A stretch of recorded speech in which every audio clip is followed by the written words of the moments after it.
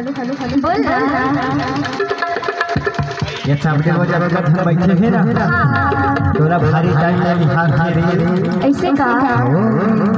एकरे बार यार हो जाता अच्छा कहीं दे मैं नहीं कहूं ऐसे का सुन ना मोर दाई भाई बहनों मनला दीदी मनला चाची सबो झला में हाके चाचा पापा घरों मनला सबो झला में हाके अगर मोर से कोनो गलती हो जाए ना मैं आपके बीच में दो शब्द बोलना चाहता हूं। अगर गलती हो जाए तो अपन बेटी समझ के बोला माफ करना। छोटे मायना राम राम और बड़े मायना हाथ जोड़ के प्रणाम करना। सुन ना कभी सोलह कभी शबनम बना दिया कभी सोलह कभी शबनम बना दिया मुझको तेरे प्यार ने पागल बना दिया। अगर तूने बना ली अपने होठों की खुशबू अगर तूने बना ली अपने होठों की खुशबू तो मैंने भी तुझे अपने आँखों का काजल बना दिया अपने आँखों का काजल बना दिया। एकरे लिए मैं काबिल हो जाना आँखों में गजरा लगा के यही हूँ बालों में गजरा सजा के यही हूँ आँखों में गजरा लगा के यही हूँ बालों में गजरा सजा के यही हूँ बहुत खूबसूरत लग रही हो रोशनी जी लगता है ये वही दीवार वहाँ यही हो लगता है ये वही दीवार वहाँ यही हो और कुछ सुना था जब तक नाच के टूरी मन है ना जिन जिन शहर में रहते गाँव की रौनक कला भुला जाते 1 किलो के लिपस्टिक 1 किलो के पाउडर लगा लगा के एकदम गोरिया गोरिया हो जाते थोड़ी हो अभी लाइट चमक थी नहीं देखना है तो मैं जा कैसे दुरिहल देखने का धमाल है दुरिहल देखने का धमाल है पास में देखने का क्रीम पाउडर के कमाल है ऐसे का लगा के हो जा रहा था आजकल के प्यार मोहब्बत नहीं करना चाहिए काबर आदमी रा सिर्फ धोखा मिलके दर्द मिलते एकरे लिए कहिथो जाना बता ना मंचरा छोड़ नी भाभी जी कि मैं तोरे जबर बाकी ये सामने वाले नहीं अगर लग जाए ना वो मल्ला तो बहुत अच्छी बात है एक लिखा के हो जाना था आजकल के टूरी मन चाट बच्चों खावा थे गाय गरुआ का मोटावा थे आजकल के टूरी मन चाट बच्चों खावा थे गाय गरुआ का मोटावा थे ऐसा लगे में तो मार क्रीम पाउडर लगावा थे मार क्रीम पाउडर लगावा थे और घरे हैं बड़े बड़े मोबाइल और घरे हैं बड़े बड़े मोबाइल और बैलेंस पर जो जियावा थे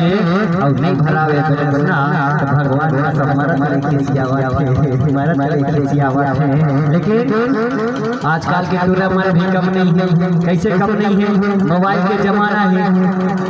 झूठ बोल बोल के 1 2 2 3 3 4 4 5 5 जन चलाते एकरे पर का हो जाना तुम पहली बार प्यार करते बोला मोहब्बत कहते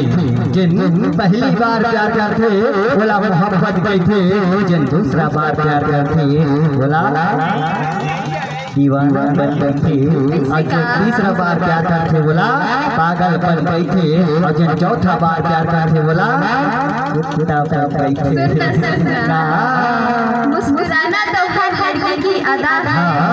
मुस्कुराना तो हर लड़की की अदा है और जो कोई ये मुस्कुराहट को प्यार समझे वो सबसे बड़ी गधा है सबसे बड़ी गधा है सुनत बता ये मन गधा नहीं है इसे कहा काबर जाना था बता ना जब का लड़की के प्यार में गधा है कैथस ना एकरे लिए मैं कैथो जान था का कैथस भारी खुशी हुई लड़की मन लाला कि गधा बोल दिस लड़का इस करके ना एकरे लिए कैथो जे पूरी समझते अपन आपला करीना कपूर जे पूरी समझते अपन आपला करीना कपूर ओए चला मैं थिएटर बार एक माँ 20 साल में वो बेटे को जेंटल बनाती है एक माँ 20 साल में एक बेटे को जेंटल बनाती है और एक लड़की 20 मिनट में वही बेटे को जेंटल बना देती है मेंटल बना देती है ऐसे ही हमार मेंटल जैसे लगता का मोर ख्याल से सही बात एकरे लिए तो कहे अब जे दुल्हा बाबू है ना हमारा मेंटल कैथस ना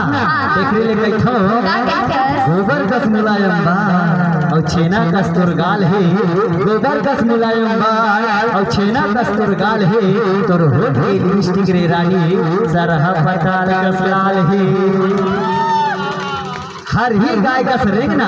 तोर मोटा कन्या के चाल है। अरे हर ही गाय का रेंगना तोर मोटा कन्या के चाल है। अरे थोड़ी कमाया कर लेते कई थोड़े बिलाई गदर के, लेकिन गोदे पीछे कस्तर छाल है। ते हमारे के बात करत अरे तरिया ये नहैया राजा डबरी में नहाई लेते हो। अरे तरिया ये नहैया राजा डबरी में नहाई लेते हो।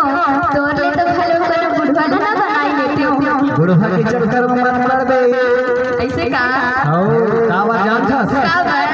नहाना है तो साबुन में नहा, शैम्पू मांगा रखे है। नहाना है तो साबुन में नहा, शैम्पू मांगा रखे है। पटाना है तो मोर असल छोकरा लपटा, डोकरा मांगा रखे है, डोकरा मांगा रखे है। चांद के कच्चे कच्चे, चांद के कच्चे कच्चे एक काफी नहीं शिवम जी, हम लड़कियों के प्यार में पागल हो गए। कितने अच्छे कितने अच्छे। एक रीले तो सब मन घायल घर हो जाता तुहार मन के पाए प्यार मारी। एक रीले का कह जाना था घर मन कर गई थो जितना जन है ना बोला देखते तो लिपस्टिक ला देखते तो पाता बाजार कन्हला देखते एक रीले गई थो नजर से नजर झन मिलावे तोर नींद चुरा ले हूं। अरे नजर से नजर झन मिलावे तोर नींद चुरा ले हूं। मैंने कहा सामने बैठे छोटा झन्ना और तोरा देख के मुस्कुराते 50 घले लगी 20 दिन जाते ना। एकरे बार कहितो नजर से नजर झन मिलावे तोर नींद चुरा ले हूं। हम एक माया करके तो दे बाबा सब तो डॉक्टर घर चलाए हो डॉक्टर लेवा आपन के दिखा ये संगीत ला ले, ये संगीत जो